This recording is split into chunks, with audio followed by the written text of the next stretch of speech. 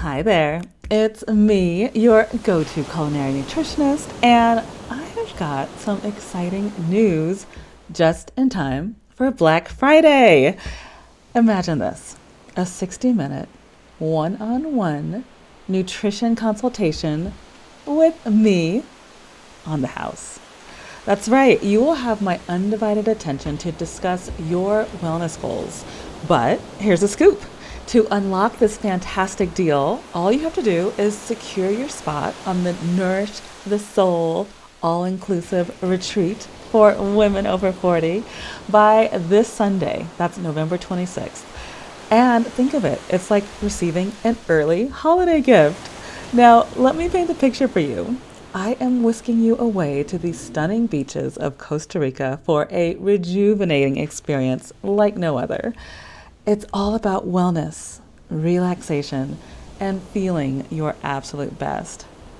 Picture yourself sipping a fresh coconut water under the sun, participating in invigorating fitness activities, and savoring mouth-watering, nutrition-packed meals that I have personally curated for you. Plus, we're going to dive deep into topics like nutrition, mindset, and fitness, specifically tailored for women over 40. It is going to be an unforgettable adventure, and you won't want to miss it. So, treat yourself and join us for the Nourish the Soul all-inclusive retreat in Costa Rica. And remember, this fantastic offer is only available through November 26th, and after that, it is gone. So don't hesitate, my friend. Reserve your spot, and let's have a conversation about your nutrition goals and how to turn them into reality. Go to michellefox.com/retreat and secure your spot now. I am excited to chat with you and assist you on your journey to a healthier, happier you. Don't let this exclusive Black Friday special slip through your fingers. Let's make this holiday season truly special. Welcome to Nourish with Michelle Fox, your guide to a vibrant life after 40. If consistency's been a challenge for you and you occasionally forget self-care, you, my friend, are in the right place. Tune in for weekly inspiration to nourish your mind. I know your plate's full, and I want to help you support a life and a body that you adore. Let's dig in. Today, I have the absolute pleasure of talking to Lyvonne Briggs.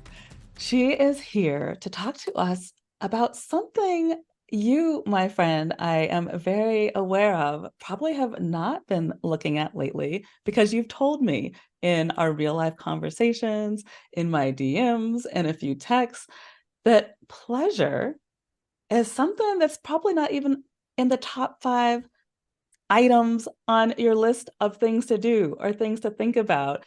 And so when I heard this powerhouse on her own podcast, I'm like, please, Lord, let me be connected because I know her gifts can bless and heal some of the women in my community. So Mm. let me read her bio so you know who we're talking to today. Lyvonne Briggs, MDiv, THM, an Emmy Award winner, is a spiritual teacher, transformational speaker, and holistic wellness educator. You already know where I'm going with this, right? You know why we have her here today. She is the host of Sensual Faith Podcast and the author of Sensual Faith, The Art of Coming Home to Your Body, an invitation for women, especially Black women and femmes, to live their spirituality from a place of pleasure rather than shame. Briggs is a graduate of the Lawrenceville School, Seton Hall University, Yale Divinity School, and Columbia Theological Seminary. She has been featured in Essence, Cosmopolitan, Rolling Stone, and the Washington Post magazines. A New York City native, Briggs is currently based in New Orleans, Louisiana, and you can find out more about her and her work across the platforms at Lyvonne Briggs. And so, Lyvonne, welcome to the show. Thank you, Michelle. I am so excited to be here. Hmm. It sincerely is a pleasure. And before we started recording this episode, I told you, you don't know me, but because I've heard your voice in my ears for so long, I'm like, yeah, we're best friends. Of course Yes. we are. We're BFFs. I'm your big sis in your head. I'm auntie. I'm all the things. Trust me. I love that for me. And it is an honor to be in your mental space. Thank you. I do have quite a few questions for you. Before we get to those juicy gems, though, I would love to invite you to play a game of rapid fire. Are you in? Okay. I'm in. Let's do it. All right, sweet. So, question number one. When you think about 9-year-old Lyvonne, Oh, she's so cute. Okay, go hmm, ahead. I'm loving this already. 9-year-old Lyvonne, what did she Mm-hmm. want to be when she grew up?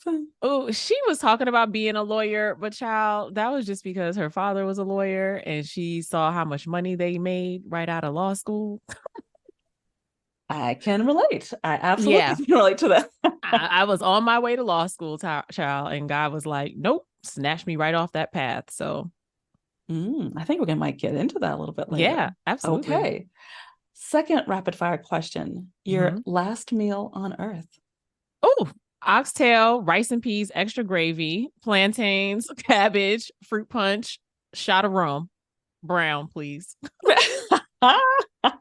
Now that sounds very Caribbean. What It I know about is. my Caribbean sisters and brothers. I I am love first it. generation Caribbean American. My mom grew up on the island of Barbados and my dad is from Guyana. So Mm. it's in me. Last and final question. Okay. Can you share with us a story from childhood Mm-hmm. that's surrounded around your kitchen? A story from child. Okay. So they call them latchkey kids. This was just normal life for me growing up in New York City, me and my brother at home by ourselves without our parents because they were still at work. So one night my mom was working extra late and she said, I left a can of soup for y'all on the counter, heat it up for you and your brother, and that will be your dinner. So, okay, cool. So I've seen mom do it so many times. I had to be like 7 or 8, right? So I put on the stove. I'm like so proud because the flame is on and I'm like not burning the house down. And I take out the saucepan and I pour the can of soup into the pot. I start to see the bubbles. I'm like, it's warm. So I get bowls for me and my brother, and I distribute the soup. We go to sit down, and we both take a taste, and we look at each other like, "What the hell is this?" I didn't realize that the Campbell soup was condensed, and that I needed to be the can of soup and 1 can of water. Oh, So shoot. I just did what I thought I saw my mom doing without reading the instructions, although I probably wouldn't have known what that meant anyway. But yeah, I remember that. And from that point on, I was like, you got to read the labels. Reading is a part of cooking, Lyvonne. Sounds We like you were learned like, yeah, I did. We you were like, learned the lesson real quick. this does not taste like the soup what mom makes. Like we were just so displeased, but we live to tell the story. Praise God. That is too cute. Ah, well, now, my friends who are listening and watching on YouTube, you will see over Lavon's right shoulder this beautiful cover of her Yes. amazing book called Mm-hmm. Sensual Faith, The Art of Coming Home to Your Body. I'm ready Yes. to jump into that one. Mm-hmm. So, a lot of the women in my community who are listening to us right now, we are going through quite a bit of transition, whether it's Sure. transition with our bodies themselves, whether it's perimenopause, Mm-hmm. menopause, there's that hormonal Mm-hmm. transition, Yeah. but there's also the transitions of the changing of the seasons. There's a Yeah. transition of a lot of our children are growing up and leaving the Mm-hmm. house. There's a Mm-hmm. transition of a few of us are saying, wait a minute, this corporate thing isn't working anymore. I'm starting Well, my own thing. And then, of mm-hmm. course, there's the transition of, oh, I know more of who I am. And so I no longer want to be in this relationship or I'm leaving this marriage. And Yes, so child. I feel like your title of this book covers it all. And Yes. just to begin, when I say the word transition, Mm-hmm. how does that relate to you and the work that you are doing in the world right now? Listen, there's an old hymn of the church that says time is filled with swift transition. Transition is always around us, right? That phrase that if you're not growing, you're dying. change is the only constant. Like, those are not just cute memes for social media. Those are guiding principles for living your fullest, most authentic, most abundant life now. Because if you are a person who does not learn how to allow the change to take place, so much of your time and energy is going to be spent refusing and resisting and caught up in friction. And we're at the age now where we need as much ease as possible. So transition teaches me that we're never in one state. It's not, when I was in graduate school, we were learned to think not in either or terms, but in both and. But life has taught me that both and is insufficient, that it's all in all, right?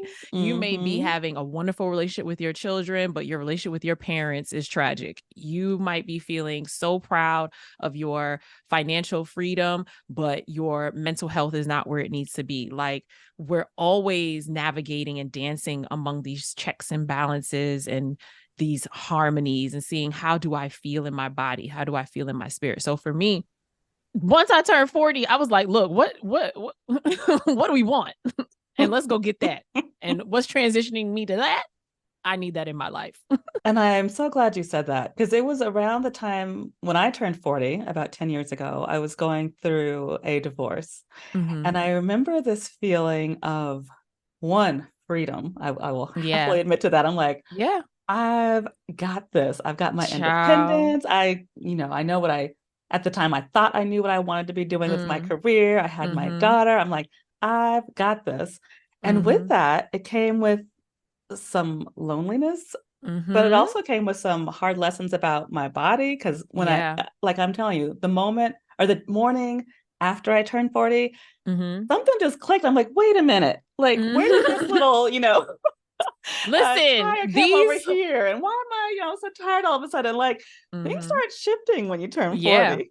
These 40-year-old hips do not lie. Okay. Right? The weight is just sitting differently. I love it. My hips, my fupa, my stretch marks, my cellulite, like, it's giving divine feminine energy, honey. But it did take some getting used to. And I also chose myself and left a marriage that wasn't serving me.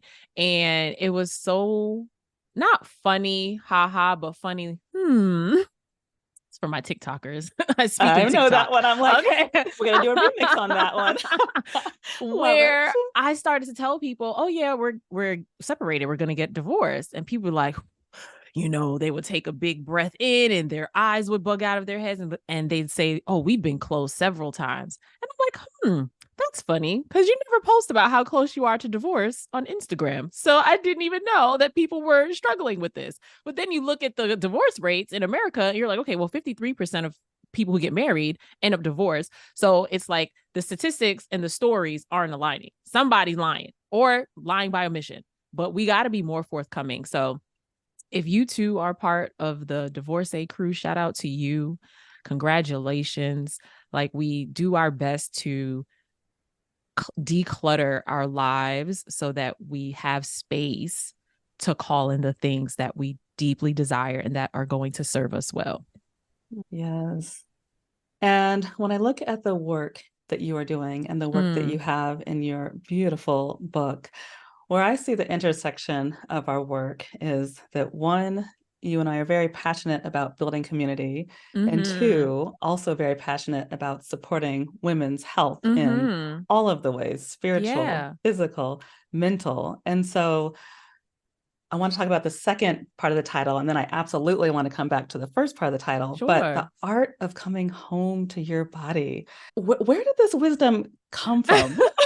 It came from living, child, but also wanting to share my stories. I grew up going to church, and when I was in college, I was really like a radical evangelical. So I was deep in conservative, repressive, colonized Christianity. And and that's the story for many women, particularly Black women and other women of color, but women in general. And the colonized Christianity that many of us are familiar with, or religion, period, is typically very patriarchal, We learn very sexist teachings. We don't learn how to have autonomy and agency over our bodies. We're taught at very young ages from family and religion and society that our bodies are bad and shameful and something that, needs to be beaten into submission, which is just like very violent language. Like, women, we're such beautiful, soft, gentle creatures. Don't get it twisted. We could be fierce and ferocious too, right? But like the idea that something about the feminine form is inherently evil or bad or something that needs to be controlled tells me that we are simply powerful beings that the patriarchy is afraid of. And so what am I going to do to put women at war with themselves? I'm going to make them think that their bodies are inherently evil, even though our bodies have divine design and intelligence within us. I'm going to make them think that, aging is a bad thing. I'm going to make them think that rolls and cellulite and stretch marks are bad. These are all natural, beautiful parts of being a woman. Preach. Right? Preach. And yes. So if I can get you at war with yourself, you're going to be too tired to engage the bullshit that's going around that's keeping us oppressed and repressed. So once you release the shame around your body, the religious and cultural and social conditioning, and you love yourself completely, that is countercultural. And that is what is going to change the world and create a more just, whole, equitable world, is women, particularly Black women and femmes, loving themselves unapologetically. And when you do that, I believe that's the definition of coming home to your body. Consider yourself officially invited to join us in Tamarindo, Costa Rica this coming February 28th through March 3rd to be exact. And I want to ask you something. Are you ready to be completely pampered? Well, prepare to be amazed by our exquisite villa in the charming town of Tamarindo, which will include a massage and a private chef. All of that in the most important agenda, which will be for you to relax. Imagine going to sleep with the sounds of the ocean and the trickle of your private plunge pool every evening. Picture a completely supportive environment that helps you return to you. Your imminent relaxation, my friend, is my command. Let me pamper you. Join us. Go to michellefox.com/retreat for all of the juicy details and consider joining us. I would sincerely love having you in this circle. I'll talk to you soon. I'm just giving that a moment to breathe. Let it breathe, honey.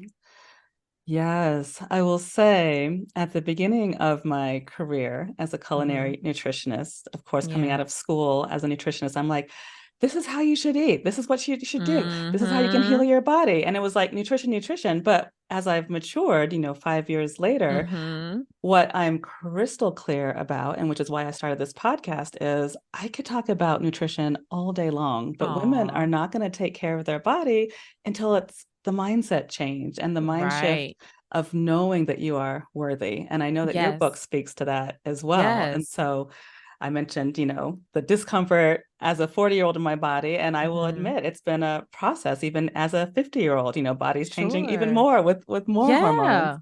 However, it's light bearers like you that I believe God has brought to the forefront to remind us that, yes, our bodies are beautiful in all shapes and forms. Exactly. And that food is not the enemy, right? Food is not a reward. Food is not something that you should feel like you have to be, grinding against. When I think about, in my theological imagination, how God designed Earth, we have seasons and we have water and sun and seeds and roots and things grow and crawl to get pollinated, like the whole process behind how we get our food, right? To farmers and truck drivers and grocery store stockers and cashiers, farmers markets, like how everything works together so that we can have nourishment, right? When you start to look at food as a sensual spiritual practice, you don't look at it like calories and macros. No shade to the people who are counting because you have goals. I get it.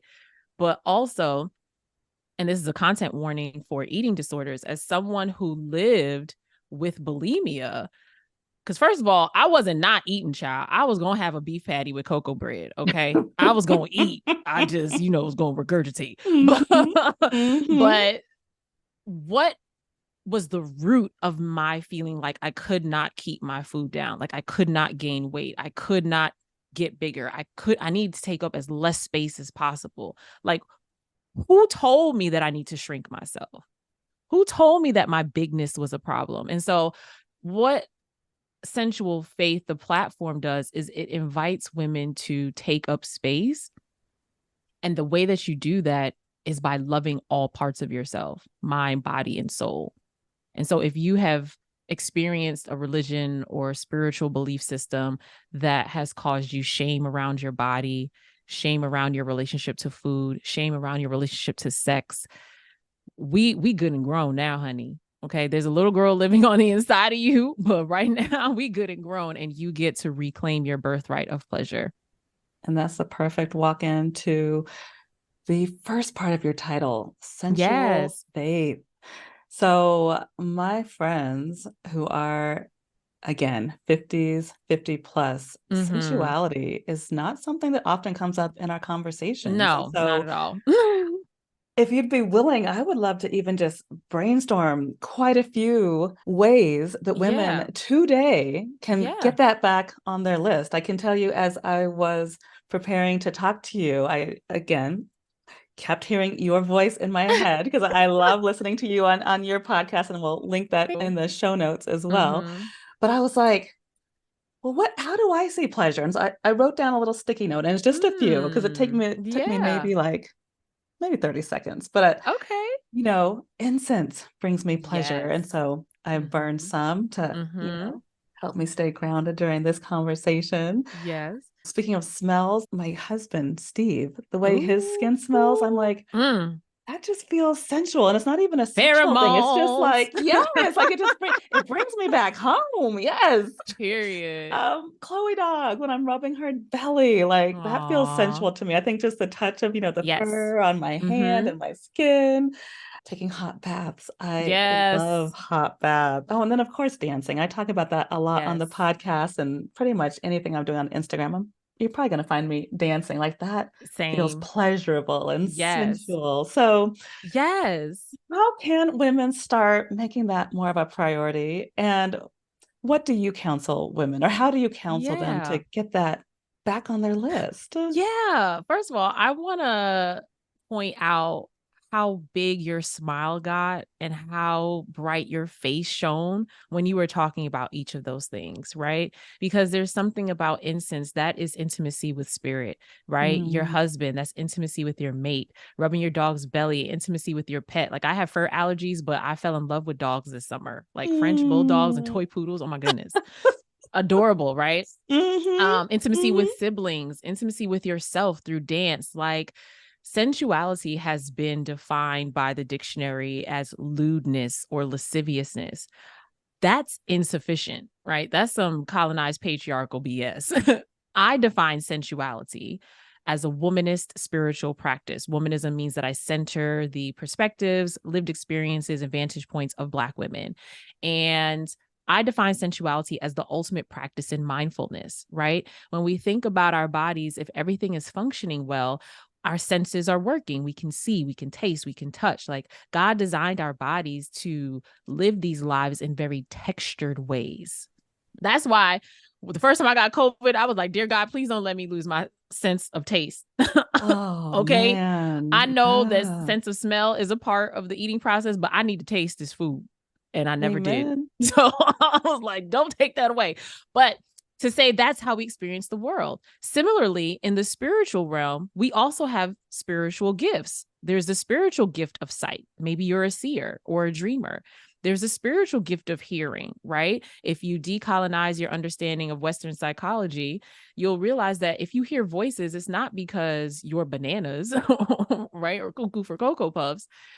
You might be hearing an ancestor. You might be getting a spiritual download that our whole culture needs to shift, right? If you are in a space that is temperate, but you feel a chill, or all of a sudden you have goosebumps, or your hair stands up on the back of your neck. Like, women are very powerful spiritual creatures. And the way that we channel our spiritual power and energy, that has been demonized. That's why if you're a Black woman, you were probably raised in the Black church. That's why if you're a white woman, you probably know stories of some of your foremothers being burned at the stake, called witches, right? Because we are healers first. Mm-hmm. That's what the Mm-hmm. etymology of the word witch is. It's Mm. healer.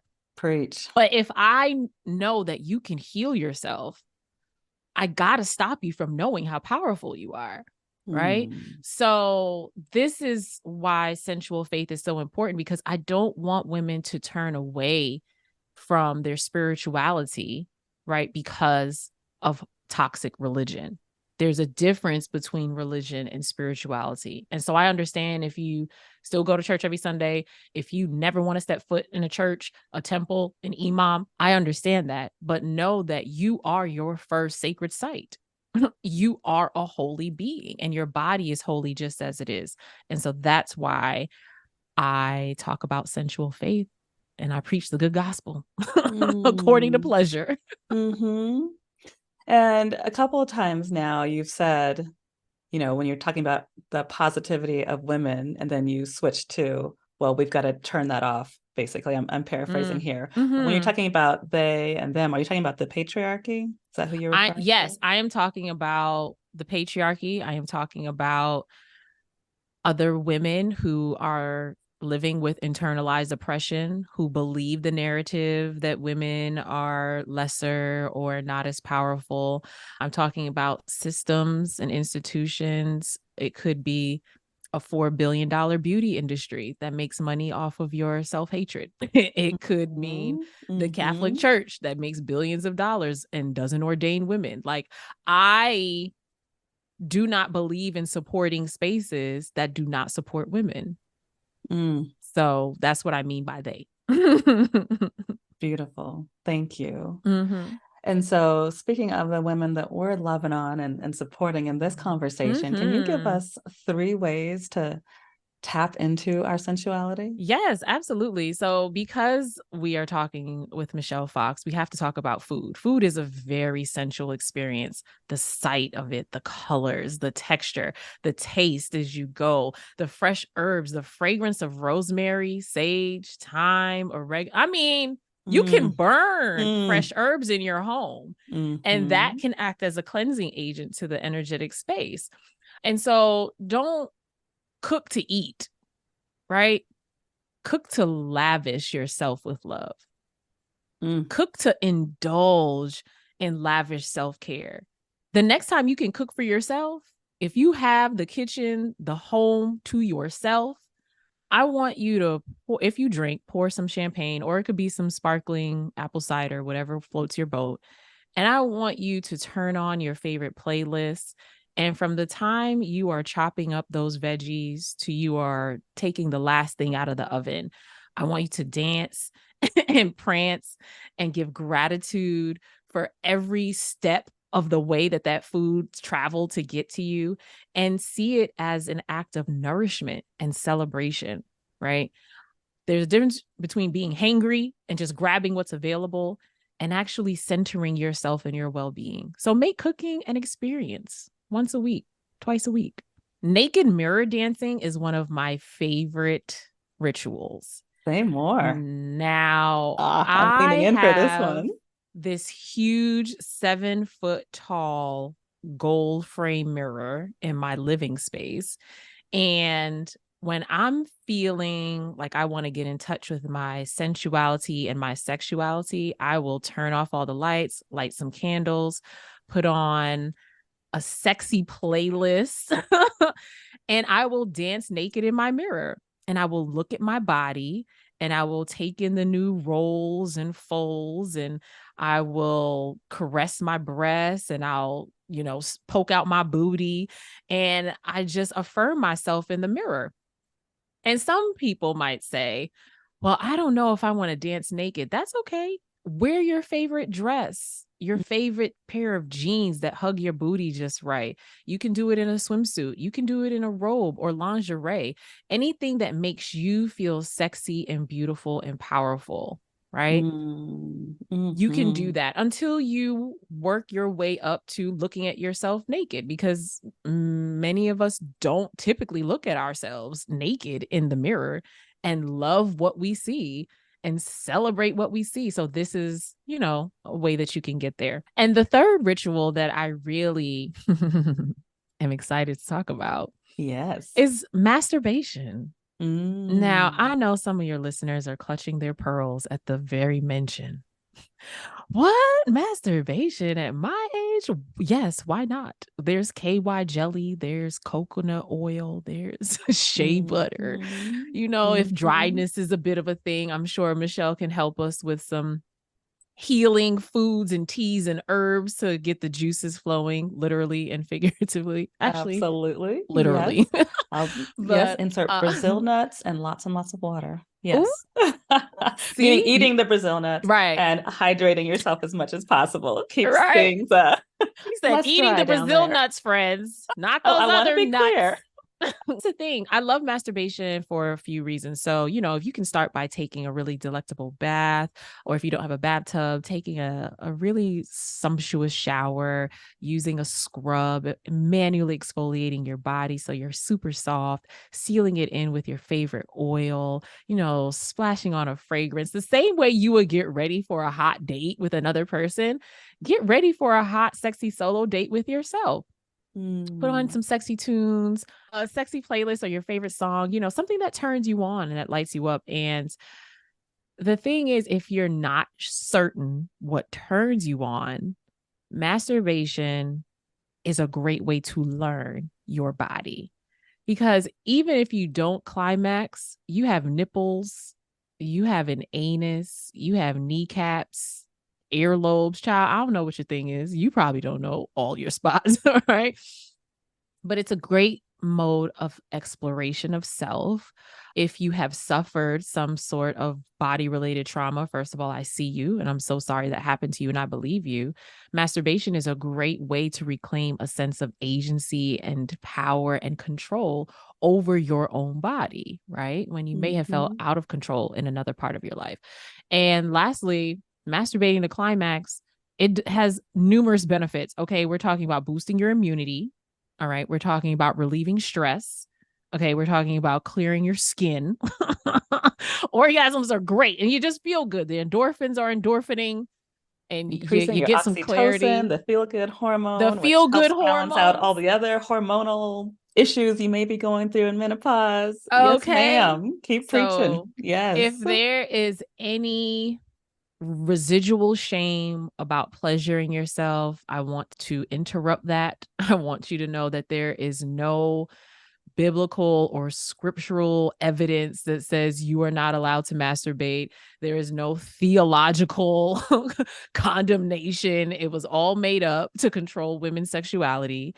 And know that it is your birthright to experience pleasure. And the last thing that I'll say is, at your age, honey, when in your 50, 60 plus years have you ever urinated out of your clitoris? When have you ever defecated out of your clitoris? When did you ever birth a child out of your clitoris? What's that you say? Never? That's because the clitoris has one job, sister, and it is your pleasure. So that tells me that God made our bodies to experience pleasure. So you mentioned perimenopause and menopause. So I feel like there's something there because I'm 41. So it's so interesting at my age, 41. If you had told me 20 years ago that I was going to be 41, divorced, and not a biological mother yet, I'd be like, what are you talking about? That doesn't even sound right, right? And I haven't birthed a baby out of my body, but I do mother, right? And it's not that I haven't wanted to be a biological mother. I have, and this is a content warning for reproductive stuff. I terminated multiple pregnancies when I was a teenager and at 30 because my then partner didn't want kids and I didn't want to be a single mom. And once I got, my mid 30s after my divorce, I was dating, but I didn't remarry. There were 2 times that I got pregnant and I didn't carry to term. And so when I think about my reproductive journey, I didn't always understand what was happening to and in my body. until I had to go to the ER, until I had to have somebody at my bedside say, well, at least 25% of all pregnancies. No, I didn't know that. And it's not something that I would know, because women's issues and our bodies and what happens to our bodies hasn't been centered in most spaces. And so when I think about how I've never heard a sermon about a miscarriage, I've never been told how common it is and how it affects women across race and socioeconomic lines. I mean, when I started telling folks about my loss on social media, literally hundreds of messages from people that I know personally, text messages. We just had one in April. We had one last fall. We didn't say anything. We didn't tell anybody. And that's the thing about the more we age, the more wisdom we have. Like we get to share our stories because it's going to help someone else, because you think you've gone through this thing and you're the only one in the world who has experienced it. Honey, baby, you were not the first and you will not be the last. But it's that sense of isolation and aloneness that causes us deep anxiety and to be quiet. Like there's a difference between isolation and solitude. Right? If you are feeling like you're all alone and no one's going to understand you, that's isolation. Solitude is, I need a moment. I got to retreat for a second. I'll be back. Right? And so I just think about how helpful it would have been for me to have women of all ages in my family, in my space, in my social circle, sharing more about their life journeys and their bodies and what was happening to them. What did it feel like? Like, I see you sweating. Is that a hot flash? Like, what are you feeling? Right? How does menopause make you feel spiritually and emotionally? Like, these are all things that at 41, even though my eggs are still egging and I do desire biological motherhood, I'm also not interested in freezing my eggs or in IVF or things like that. So now I need stories from older women about what choices they made, what choices they couldn't make, what choices they wanted to make but didn't, right? So that I know what all my options are. And a man can't do that for me, honey. So That is so powerful. And what is it, do you believe, that keeps these stories in the shadows? I think it's a conditioned sense of shame around women's bodies. Like, if you think about just being a person who menstruates, right, who has a moon cycle, like we were told, don't tell anybody you have your cycle. Don't nobody want to know all of that. Ew, that's gross. I'm like, I don't do anything to start bleeding. Like, my body is functioning healthily and my uterine wall and lining is shedding. I'm not serving it to you on a silver platter saying, eat this. Like, that's how people act when you say, oh, I'm bleeding right now. And so if from our youngest ages, we're taught to believe that what our body does naturally and God-givenly is wrong or grotesque, or even that our genitalia, our vagina, not vajayjay, not hoo-ha, our vaginas are ugly, right? Or they smell like, your vulva is not supposed to smell like raindrops on roses and whiskers on kittens. It's just not. Correct. Right. So I feel like the more we share, the more we open up, the more we release the shame and the toxicity of what we've been mistaught, right, about our bodies, the more we can amplify the beauty of our being just as we are. Now, that was incredible. Okay, the other thing, for some of your listeners, they may have wanted to be biological mothers, but that was a dream that wasn't realized. And I just want you to know that it's not anything that you did. It wasn't that you weren't deserving of it. It was just your body was telling you something is off. And even if you don't birth a baby out of your body, you have still mothered. You are still mothering, right? You still deserve flowers and breakfast in bed on Mother's Day, if that's what you so desire. And so don't allow society's narrative of motherhood being the end all be all in terms of value for a woman, right? Make you feel like you're any less of a woman. You're not less of a woman because you no longer menstruate. You're not less of a woman because you're unpartnered. Like, you are a woman because you say you are. right? And you're a powerful, beautiful being. You are a spiritual creature having a physical experience, and you chose the form of a divine woman, and that is a sacred gift.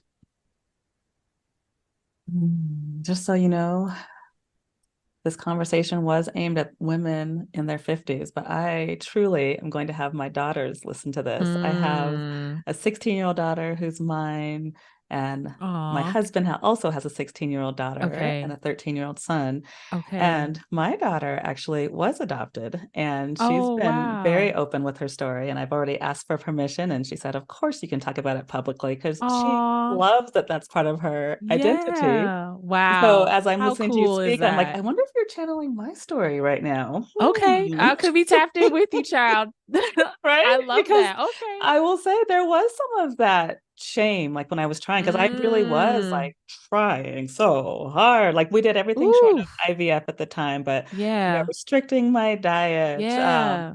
taking certain hormones, acupuncture, like all of it. And Wow. I never got pregnant. And I did carry some shame for some years that Ooh. I wasn't able to carry. Whoa. And I will say, I know this is not everybody's story, but for me, when Yeah. Angel came into my world, I'm like, Mm. that's it. Like, why was I working so hard on this body part? Because Yes. she is my everything. She is my North Yes. Star. Yes, I love that for you So, because you were yeah, meant for each other, absolutely. and I'm thinking of Gabrielle Union, who had 9 miscarriages. Mm. God, I can't even imagine, right? And they decided to Mm. use a surrogate.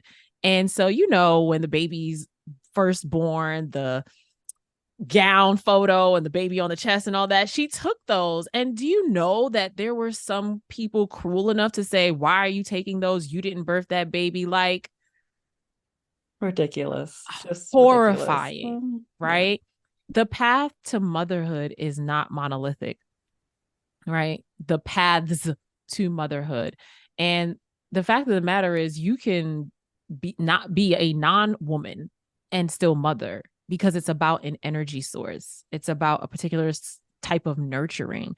And so I just am really hopeful for us to have conversations about womanhood that see and celebrate and affirm marriage and motherhood, and also see and affirm travel and business and whatever it looks like, feels like, sounds like to you, right? I think at the end of the day, when people hear sensual faith, they might hear faith and think, oh, this is faith based, this is for Christians. No, faith is what you believe and how you live that belief out. So, do you believe that your body is good? Do you believe that you are worthy of the best of everything? Do you believe that you are worthy of joy and abundance and pleasure and play? Because if you believe that, you're going to live a particular way. You're not going to accept any old thing, right? And so that is my hope for women's expansion. Mm-hmm. Mm. Mm. And that is a mic drop, my friends. Okay. So we are all today going to run out and grab Lyvonne's book, Yes. Sensual Faith, The Art Child, of not the book Coming fell down. Home to Your Body. And Lyvonne, after we buy the book, how else can we plug into your beautiful community? Yeah, so buy the book if you like paperbacks, which I love because I get to travel with them, and you can highlight and write in the margins and all that. There's also the audiobook, which I read. So if you're more of an audio person, then you can do that. No matter where you get your copy, go to the behemoth website.com and leave a 5-star review, because that's so important for authors to get seen by the algorithm. You can also learn in community with me at Sensual Faith Academy, which is my Patreon. It's where you get all the supplemental materials for my Sensual Faith podcast. And there are ways to support me that you can learn more about across platforms. I'm at Lyvonne Briggs everywhere, including LinkedIn. And so meet me there. And listen, child, you can always give me money and invite me to come speak, cut me a check, send me a donation, Venmo, Cash App, Zelle, all the things, child. We will absolutely make it plain and simple and easy to Yes, come yes, find you in yes, show notes. So thank you for yes. sharing that. And thank you for sharing your voice with my community. And more important, just thank you for saying yes to this work. Thank you for saying yes to being a light bearer. I thank you so much. Thank you for having me. This has been a complete joy. My pleasure. Thanks so much for listening to Nourish. Have you been driving, doing laundry, or walking around the neighborhood? Sweet. I've got show notes for you. Hop on over to michellefox.com/podcast when you are ready. I will let you know that on the page you will find resources to support what you just learned on today's show. And then, of course, you can grab some health supportive freebies as well. If you enjoyed this episode, I would be honored if you would leave a review on whichever podcast platform you are listening on. It will help me with my mission to build healthier communities, one person at a time, and it will help you because you will be part of that mission. I'll be back next week, and I encourage you to keep showing up for yourself and know that you and your health matter. Big love.